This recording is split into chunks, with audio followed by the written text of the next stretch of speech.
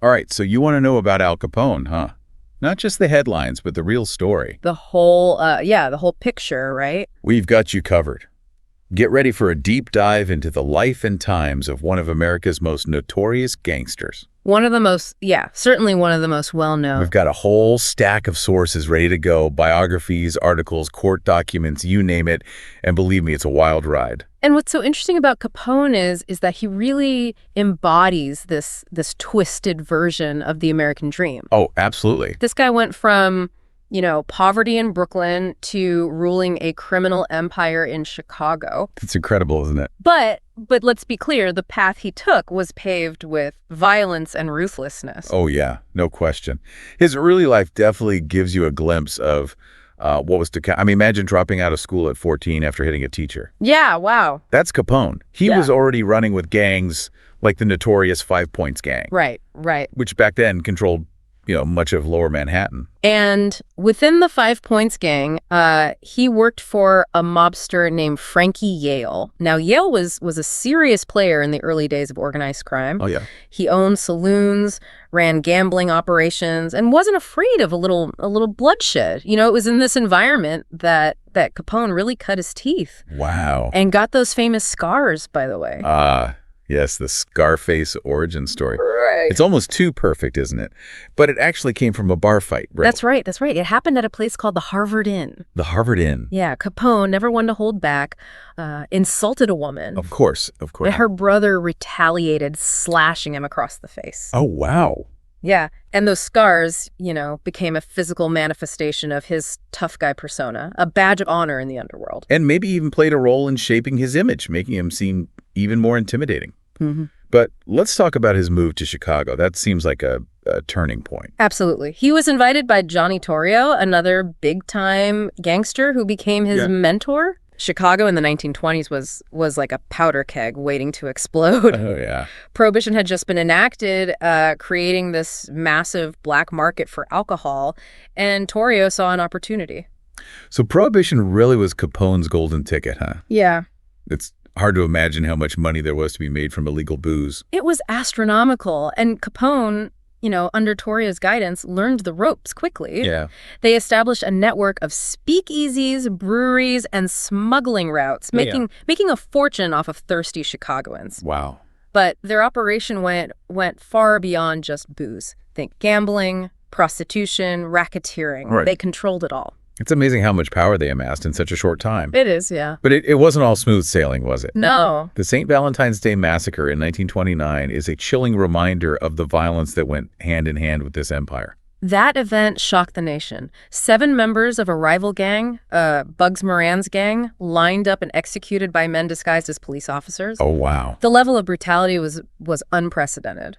Yeah. It's incredible. And, although Capone was never officially linked to the massacre, right, everyone knew he was behind it. Oh, yeah.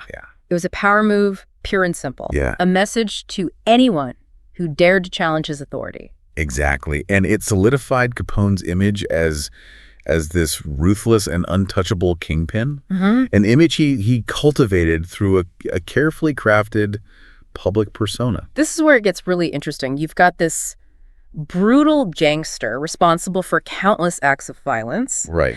And yet he worked hard to present himself as a respectable businessman and even a philanthropist. He had this lavish mansion in Miami, wore custom-tailored suits, drove expensive cars, all the trappings of success. And he wasn't shy about flaunting his wealth. But at the same time, he made large charitable donations, especially during the Depression. He opened soup kitchens, gave money to the unemployed, actions that earned him, admiration from some. Oh, I bet. And helped create a more complex public image. It seems like a contradiction, right? A ruthless criminal trying to portray himself as a man of the people. Right. But was it genuine or just a clever PR strategy? That's the million-dollar question. Was he truly concerned about the plight of the less fortunate? Or was he just trying to soften his image and deflect attention from his criminal activities? I mean, he was incredibly media savvy, right? He knew how to play the game, how to use his money and connections to avoid scrutiny and control the narrative. Absolutely. He understood the power of perception and used it to his advantage. Yeah. Yeah. But even with his carefully crafted image, Capone's past eventually caught up with him. It did, yeah. And what brought him down was, of all things, taxes.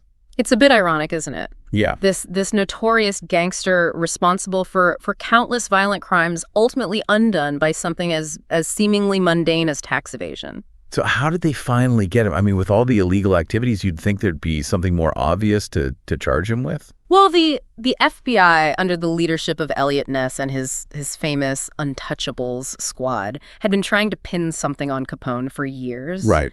They raided his breweries, shut down his casinos, but concrete evidence for the more serious crimes was hard to come by. He must have had a pretty tight-knit organization to keep things so quiet. He did. Loyalty was paramount in Capone's world. Yeah. You know, he instilled fear, of course, but he also rewarded those who stayed loyal. Yeah. And he was a master at bribing officials and covering his tracks. But what the FBI realized was that Capone, like many criminals of his era, hadn't adapted to the increasingly complex financial landscape. So they couldn't get him on murder or racketeering, but they could get him on his finances. Exactly. They found their opening in the form of tax evasion. Oh, wow. Turns out Capone hadn't been reporting his income or paying taxes on the vast sums he was making from his illegal enterprises. And that was enough to bring him down. Wow. It seems almost anticlimactic after all the violence and drama. Well, don't underestimate the power of the IRS. The charge itself was serious. You know, tax evasion was a federal offense, and the evidence was undeniable. Right. Capone's elaborate bookkeeping system designed to hide his ill-gotten gains actually ended up being his undoing. So 11 years in prison, right? What happened to him during that time? He started his sentence at Atlanta Penitentiary, but was later transferred to the infamous Alcatraz, a maximum security prison known for its harsh conditions and notorious inmates. Mm-hmm. Now, Capone had enjoyed a life of luxury, so prison life was a stark contrast. I bet. And wasn't his health deteriorating at this point? It was. He had untreated syphilis, which began to severely affect both his physical and mental health. Right. He suffered from dementia, his once sharp mind becoming clouded and confused. So this powerful mob boss who had instilled fear in so many was reduced to a shell of his former self by a disease imprisonment. That's some Shakespearean tragedy right there. It really is. He was released in 1939 on compassionate grounds due to his declining health. He spent the last few years of his life at his estate in Florida, a far cry from his days of running Chicago. He died in 1947 at the age of 48. It's a pretty dramatic fall from grace. Yeah. But even decades after his death, Al Capone remains a figure of fascination. Why do you think that is? Well, for one thing, his story is just incredibly compelling. You know, it's a classic tale of rags to riches, ambition, power, and ultimately downfall. It's the stuff of movies and legends. And let's be honest, there's a certain allure to the gangster lifestyle, at least as it's often romanticized. Yeah, the expensive suits, the lavish parties, the power to get whatever you want is definitely captivating, even if it's rooted in violence and corruption. Exactly. And then there's the Robin Hood element. Right. Capone, despite his brutality, cultivated this image of generosity, especially during the Depression. Oh, yeah. He opened soup kitchens, gave money to the poor. Some people saw him as a folk hero, a protector of the downtrodden. It seems like a contradiction, this brutal gangster also acting as a benefactor. It is, and it's part of what makes him so intriguing. Was it genuine compassion, a calculated PR move, or maybe a bit of both? It's hard to say for sure. Yeah. But it adds another layer to his already complex personality. And I think that's what keeps us coming back to his story. Yeah. He wasn't just a one-dimensional villain. He was a product of his time, a man driven by ambition and shaped by the circumstances he found himself in. He was both charming and ruthless, generous and cruel, and his life in many ways reflects the American dream itself, both its promise and its potential for corruption. So what do you think, listener? What stands out to you about Al Capone's story? What are your biggest takeaways? It's fascinating, isn't it? He really represents this collision of ambition, opportunity, and lawlessness that marked a very, very specific era in American history. Yeah. He's almost like a cautionary tale, isn't he? A reminder that even the most powerful empires built on wealth and influence can crumble. They can, yeah. And sometimes it's the things we least expect that bring us down. Exactly. Capone thought he was untouchable. He had the money, the power, the connections. Right.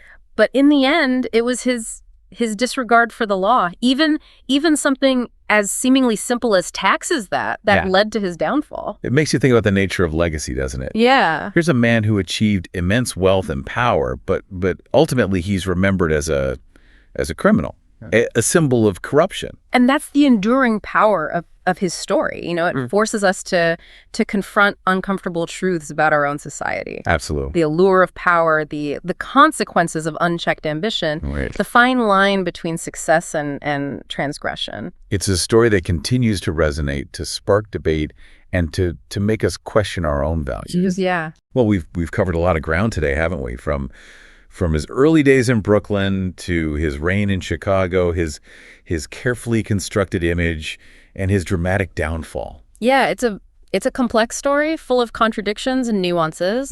And hopefully we've shed some light on the man behind the myth. Absolutely. It's been a fascinating deep dive into the life and times of Al Capone, and who knows, maybe it's even inspired you to do some exploring of your own. Yeah. If you're ever curious about a topic and have a stack of sources you need help unpacking, you know where to find us. There are always more stories to uncover, more perspectives to explore. So hit that subscribe button and join us for our next deep dive. We'll be tackling a whole new topic. And as always, it's going to be a fascinating journey. Until then, keep those questions coming and keep exploring.